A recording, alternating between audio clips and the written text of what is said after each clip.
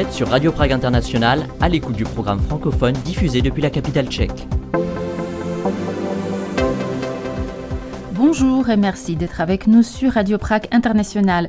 Dans ce programme d'actualité, nous allons évoquer le timide intérêt de la Tchéquie pour le projet français de parapluie nucléaire européen ou encore un projet tchèque en Bosnie-Herzégovine qui permet aux archéologues de Plzeň d'examiner les objets personnels des victimes du massacre de Srebrenica.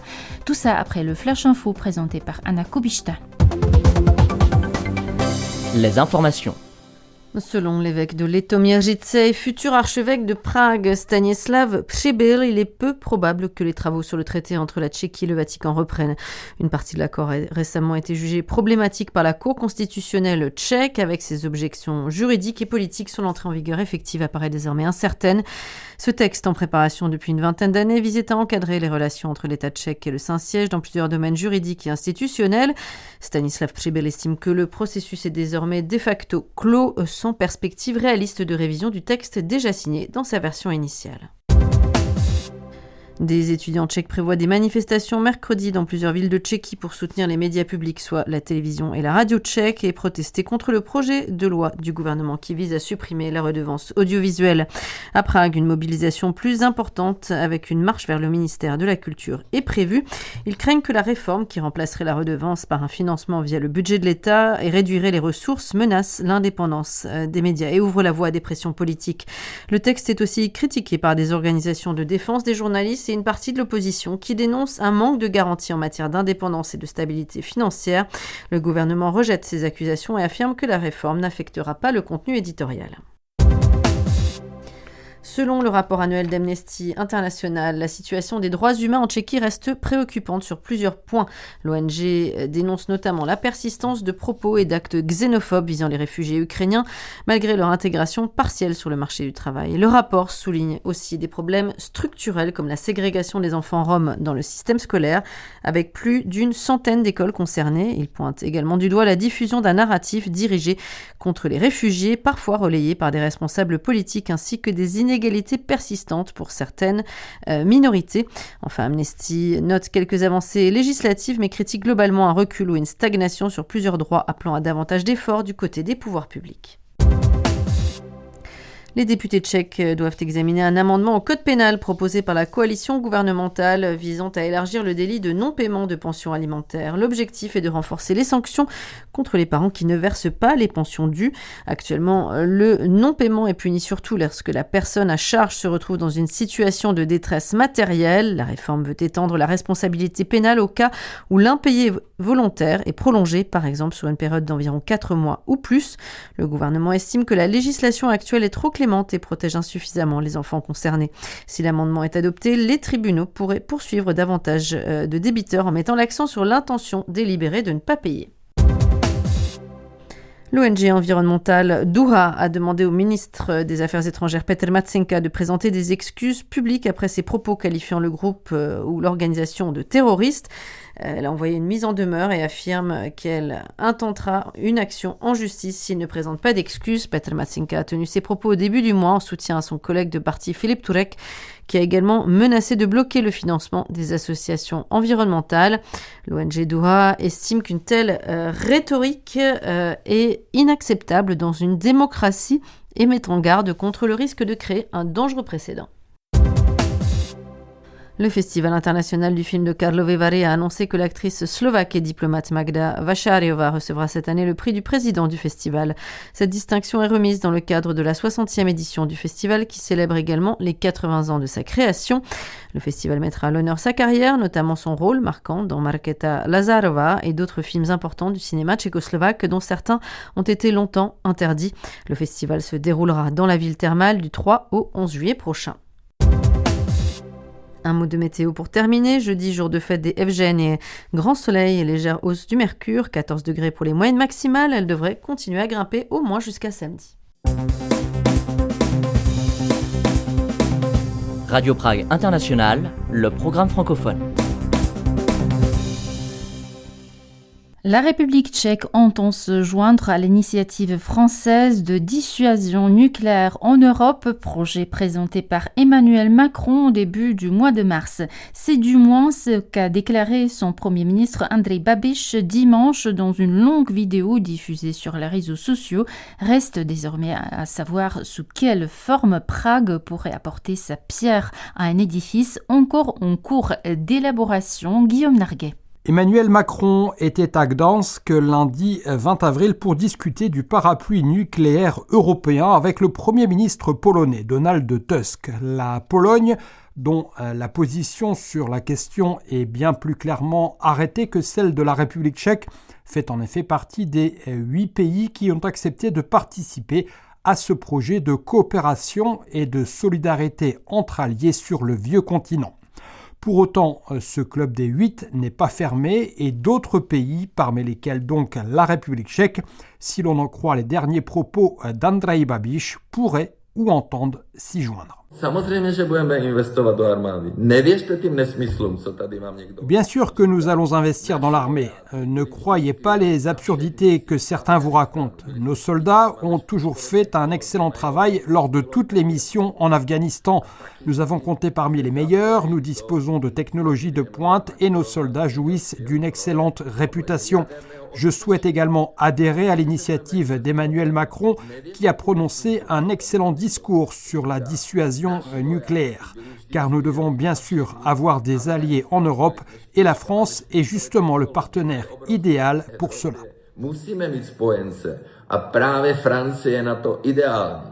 Cette déclaration diffusée sur les réseaux sociaux a été faite 3 jours après le passage à Prague du secrétaire général de l'OTAN, Mark Rutte, auquel le Premier ministre tchèque a promis que son gouvernement, souvent critiqué pour ses dépenses militaires insuffisantes, fera tout son possible pour respecter ses engagements envers l'Alliance.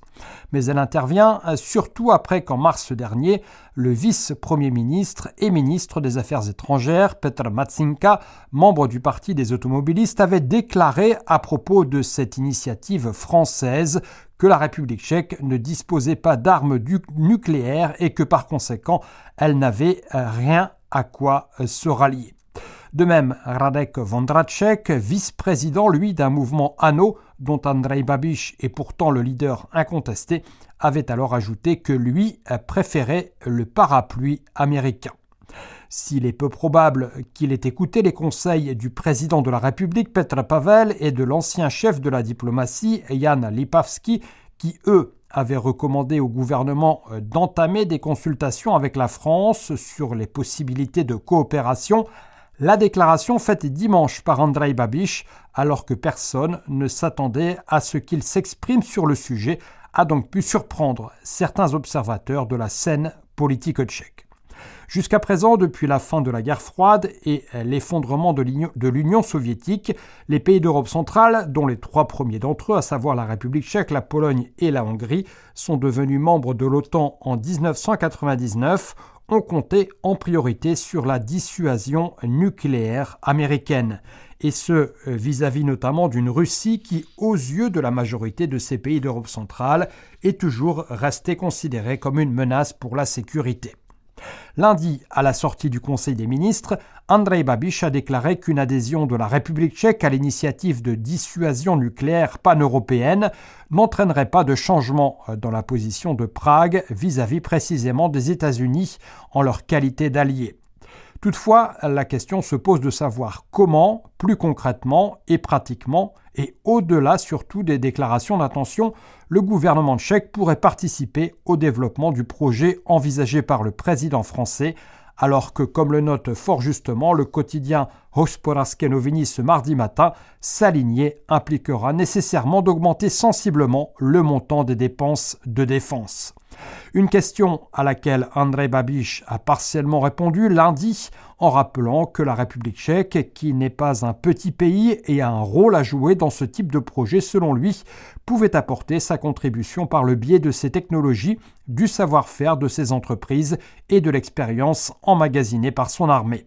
De même, le ministre des Affaires étrangères, Petr Matšinka, qui s'est entretenu il y a 2 semaines avec l'ambassadeur de France à Prague, Stefan Krusa, a fait savoir, je cite, que au niveau diplomatique, nous avons manifesté notre intérêt pour obtenir davantage de détails. Fin de citation. À qui appartenaient les montres arrêtées, les boîtes à tabac, les portefeuilles et des centaines d'autres objets encore, parfois endommagés par des balles qui ont été retrouvés à Srebrenica.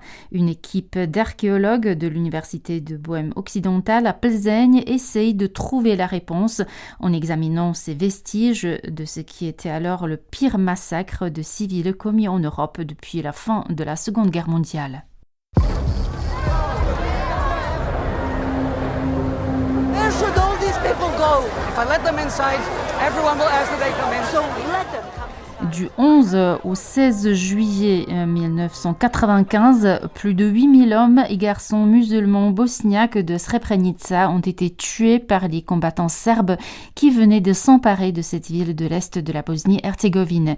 Des objets personnels avaient déjà été découverts par des anthropologues légistes dans des fosses communes à Srebrenica et on en trouve encore aujourd'hui dans les forêts environnantes par lesquelles des milliers de personnes ont tenté de fuir la mort, a expliqué Andrea Chandova, porte-parole de l'Université de Plzeň. Les archéologues de la faculté des lettres viennent de rentrer de Bosnie en collaboration avec le mémorial du génocide de Srebrenica à Potocari, dont les collections comptent des milliers d'objets personnels des victimes. Ils procèdent à des analyses détaillées des vêtements, des chaussures, des documents, des articles d'hygiène et de divers petits objets retrouvés sur les lieux.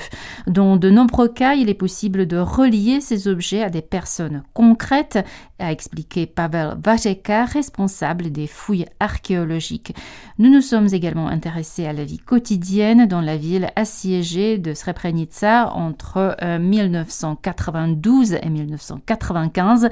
Ces objets montrent eux aussi comment les gens ont survécu dans des conditions que la plupart des Européens ont aujourd'hui du mal à imaginer, a encore déclaré Pavel Vajeka. Les archéologues de Plzeň documentent ces objets à l'aide de méthodes modernes, notamment par la numérisation en 3 dimensions. L'objectif est non seulement de les analyser et de les préserver, mais aussi de les rendre prochainement accessibles au grand public. Les Tchèques travaillent donc avec leurs collègues du mémorial du génocide de Srebrenica sur le projet d'un musée virtuel dont les collections pourront être consultées par des personnes du monde entier. Les auteurs du projet affirment que grâce aux objets exposés, il sera également possible d'identifier les victimes encore anonymes. Les recherches menées par les archéologues tchèques à Srebrenica s'inscrivent dans le cadre d'un projet à long terme intitulé Zdivočelá země, terre sauvage. À partir des objets retrouvés, ce projet explore la manière dont les populations ont affronté les guerres, la violence et les répressions de masse tout au long du XXe siècle. Auparavant, les chercheurs de l'Université de Bohême occidentale avaient déjà mis au jour, par exemple, un hôpital militaire de l'armée américaine qui a libéré Plzeň en mai 1945, ainsi que les vestiges de la collectivisation forcée des nomades par les soviétiques au Kirghizistan et des goulags au Kazakhstan. À l'occasion de son 90e anniversaire, Radio Prague International a lancé une nouvelle série participative. C'est à vous que nous souhaitons donner la parole aujourd'hui avec un de nos auditeurs qui a vécu un temps à Prague avant de rentrer à Garches en France. Et je vous lis la lettre de Michel Gall de Garches dans la proche banlieue de Paris. Pourquoi suis-je un fidèle lecteur de la newsletter de Radio Prague et des articles du site internet ? Eh bien, j'ai découvert la République tchèque en 2009. Ma société m'a envoyé à Prague pour m'occuper de son marketing en Europe centrale et orientale. Ce monde à l'Est nous avait toujours été caché, j'en ignorais tout. Je l'ai alors découvert à travers la Tchéquie. Je me suis passionné pour sa culture, son histoire, ses modes de vie et même sa langue. Ma professeure de tchèque de l'époque a été une merveilleuse passeuse. C'est toujours une amie. En 2011, je suis rentré à Paris, je suis maintenant retraité Je continue à suivre des cours de tchèque et à entretenir ma passion pour le pays. Radio Prague m'est indispensable pour la faire vivre. Elle me permet d'être aussi bien informé de l'actualité que d'avoir des plongées dans des sujets aussi variés que la langue, l'histoire, le sport, la musique, la cuisine, les coutumes. Et puis, il y a même la météo de la Tchéquie. Grâce à Radio Prague International, je peux aussi beaucoup mieux parler de la Tchéquie et de l'Europe centrale autour de moi. La méconnaissance de votre pays en France est quasi totale. Beaucoup d'erreurs et de préjugés circulent. Très modestement, j'essaye d'expliquer et de corriger. Avec mon épouse, nous retournons à Prague régulièrement, généralement en décembre et en avril. Nous serons d'ailleurs là pour quelques jours le mois prochain. Nous avons eu le privilège de visiter vos studios et de rencontrer des membres de votre rédaction. Ils nous ont passionnés par la qualité de leur vision, de leur culture et de leurs propos. Radio Prague International et les centres tchèques ont créé des réseaux d'amis et de supporters de la Tchéquie. Comment entretenir ce capital sans faire vivre ces réseaux ? Bien cordialement. Et c'est donc signé de Michel Gall de Garches, près de Paris. Merci beaucoup à lui. Il y a un post-scriptum. Difficile de se souvenir et de sélectionner un papier ou un reportage en particulier. J'aimais beaucoup les chroniques Le tchèque du bout de la langue de Guillaume Narguet qui m'ont passionné. Si je dois citer un événement, c'est sans doute le concert des 80 ans de Marta Kubišová. La chanson Modlitba pro Martu que j'ai découverte avec Radio Prague International est l'une des chansons qui m'émeuvent le plus par sa mélodie, par la voix de l'artiste, par ses paroles et par les symboles qu'elle porte, tandis que cette merveilleuse chanson disait les espoirs des Tchèques. Nous étions confortablement assis à l'ouest et ne l'entendions pas. Nous l'ignorions complètement, nous étions indifférents. C'est pourquoi, en venant régulièrement à Prague, en lisant la newsletter de Radio Prague, en prenant des cours de tchèque, j'ai l'impression de rattraper un temps perdu. Voilà pour la lettre de Michel Gall. Merci beaucoup à vous, Michel Gall. Et on en profite donc pour rediffuser un extrait d'un de nos articles consacrés, d'un de nos reportages consacrés à la chanson pour Marta, Modlitba pro Martu, la prière pour Marta. Et surtout, si vous voulez participer à cet appel à l'occasion de nos 90 ans, des 90 ans de Radio Prague International, c'est sur notre site que vous pouvez participer comme Michel Gall, français.radio.cz. Et on écoute maintenant Marta Kubišová.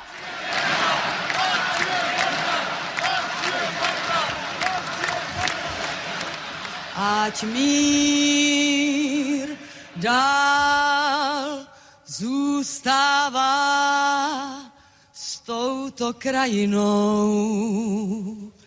Zloba, závist, zášť, strach a svár, ty ať pominou. Novembre 1989, c'est un comeback extraordinaire et l'un des moments les plus émouvants de la révolution de velours.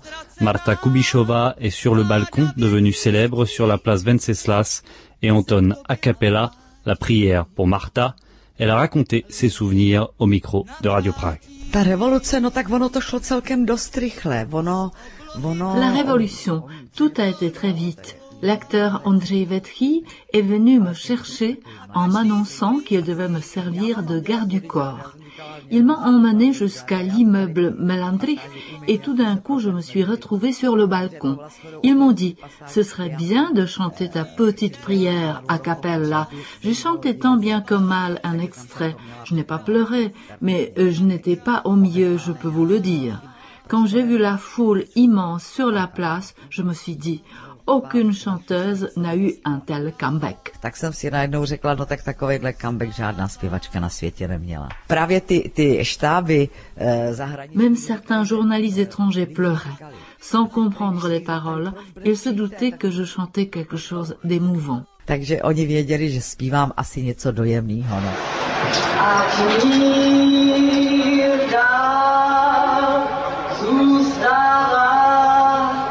Touto krajinou.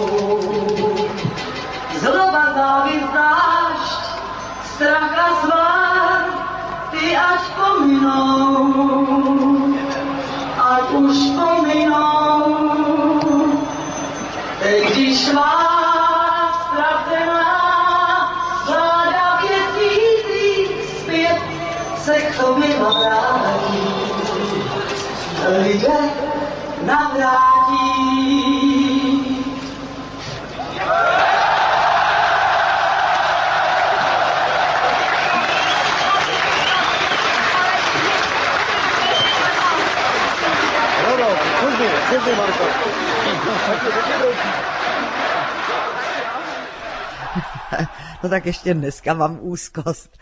Encore aujourd'hui, quand j'y repense, c'est l'angoisse. Heureusement que je ne dois plus chanter a cappella, parce que si vous vous plantez, c'est terrible.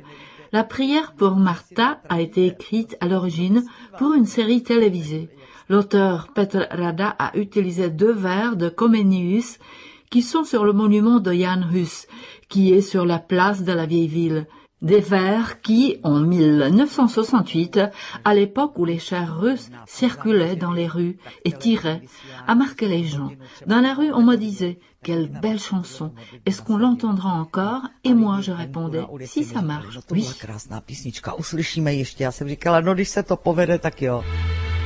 Ať mír dál zůstává s touto krajinou.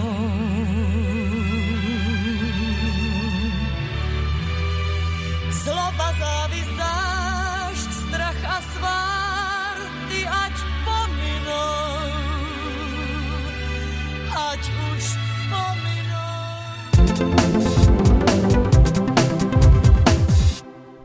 Au début du mois d'avril, Ratiboř, dans le sud-est de la Tchéquie, est devenue la première commune du pays à mettre en service un maire numérique, soit un double virtuel du vrai maire, animé grâce à l'intelligence artificielle. Un projet pilote censé permettre aux habitants d'avoir accès à leur élu 24 heures sur 24. Anna Kovička nous en dit plus. Il a la même coupe de cheveux, la même voix, le même visage et porte la même alliance. Sur un écran transparent apparaît un avatar ultra réaliste du maire de Ratiboř, Martin Žabčík, capable de répondre aux questions de ses quelques 1800 administrés. Derrière cette apparente simplicité se cache un système bien plus sophistiqué qu'un simple chatbot.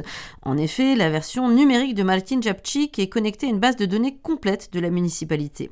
Son avatar peut ainsi fournir des informations précises sur les travaux, les taxes locales ou encore les projets en cours.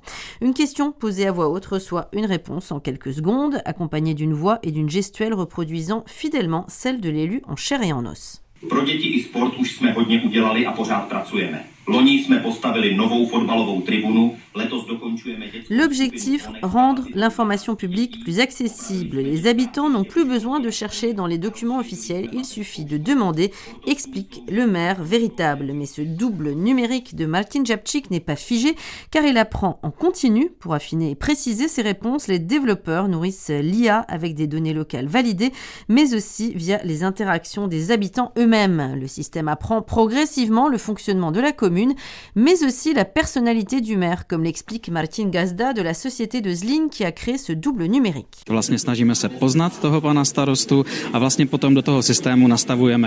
Nous essayons d'apprendre à connaître le maire, puis nous configurons le système en fonction des mots qu'il utilise, de son sens de l'humour, de sa personnalité, de son degré d'empathie ou de sa manière usuelle de s'exprimer. Et nous essayons de transposer cette personnalité dans le système numérique, explique Martin Gazda. L'avatar de Martin Žabčík arrive même à déduire tout seul certaines choses à partir des connaissances qui lui ont été fournies dans sa base de données interne. L'ambition de ce qui reste un programme informatique, même à visage humain, est de donner l'impression de dialoguer avec une personne réelle. L'un des avantages majeurs de ce dispositif innovant réside avant tout dans sa disponibilité permanente, car contrairement à un élu ou un agent administratif, le maire numérique ne dort jamais. Accessible via son écran interactif dans le centre d'information locale et à l'entrée de la mairie, mais aussi prochainement par téléphone ou encore en ligne, il permet aux habitants d'obtenir des réponses à toute heure de la journée et tout au long de la semaine. Pour la municipalité, l'intérêt se compte aussi en termes d'organisation. Il permet de déléguer les questions simples à l'IA afin de libérer du temps pour des tâches plus complexes. Le projet n'est pas le fruit du hasard. Il est le résultat de près de 2 ans de développement mené en collaboration avec des entreprises technologiques locales et des partenaires internationaux, notamment américains. La commune de Ratiboř sert de terrain d'expérimentation. En échange, la commune a pu bénéficier de la technologie sans en supporter les coûts, habituellement estimés à plusieurs centaines de milliers de couronnes. Un modèle qui pourrait inspirer d'autres collectivités en Tchéquie. Dans la commune, le dispositif suscite la curiosité, mais aussi parfois l'appréhension, notamment chez les personnes âgées pas toujours à l'aise avec les outils numériques. C'est